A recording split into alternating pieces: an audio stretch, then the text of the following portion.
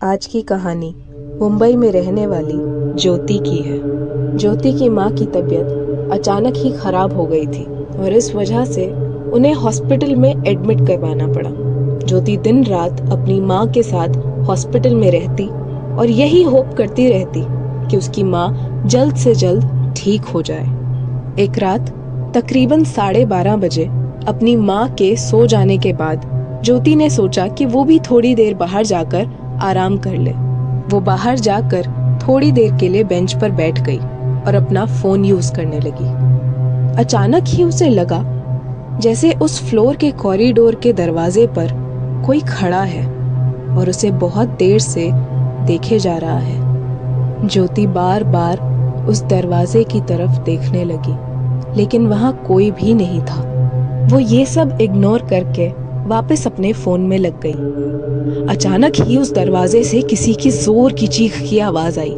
ज्योति बहुत घबरा गई थी। उसे समझ ही नहीं आया कि आखिर एकदम से हुआ क्या। उसने आसपास देखा और कोशिश की कि उसे कोई स्टाफ मेंबर दिख जाए, मगर ये बहुत अजीब था कि उस रात उस फ्लोर पे कोई स्टाफ मेंबर था ही नहीं। वो धीरे धीरे उस दरवाजे की तरफ बढ़ने लगी, मगर जैसे जैसे वो आगे बढ़ रही थी उसे फील हो रहा था जैसे कोई फोर्स उसकी तरफ पीछे से आ रही है। वो जैसे ही पलटी, पीछे कुछ भी नहीं था। तभी उसे एक औरत के रोने की आवाज आई। उस कॉरिडोर के दरवाजे पर एक औरत बैठी रो रही थी।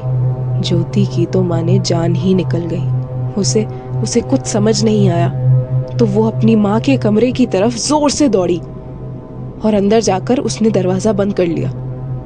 वो जोर जोर से रोने लगी। उसकी माँ नींद से उठ गई और बार बार ज्योति से पूछने लगी कि आखिर वो रो क्यों रही है, मगर ज्योति कुछ बता ही नहीं पाई। अगली सुबह उसने हिम्मत करके अपनी माँ को सब बताया और उसकी माँ की रिक्वेस्ट के ऊपर डॉक्टर्स ने उन्हें किसी और फ्लोर पर शिफ्ट कर दिया। मगर आज तक ज्योति ये बात समझ ही नहीं पाई कि आखिर उसके साथ उस रात हुआ क्या था। वो औरत कौन थी और ज्योति को वो कौन सी फोर्स फील हो रही थी। आपको क्या लगता है? कमेंट सेक्शन में हमें बताइए और ना भूलें सब्सक्राइब करना हमारा चैनल खूनी मंडे लाइव, ताकि आप देखते रहें हर हफ्ते ऐसी ही इंटरेस्टिंग हॉरर वीडियो।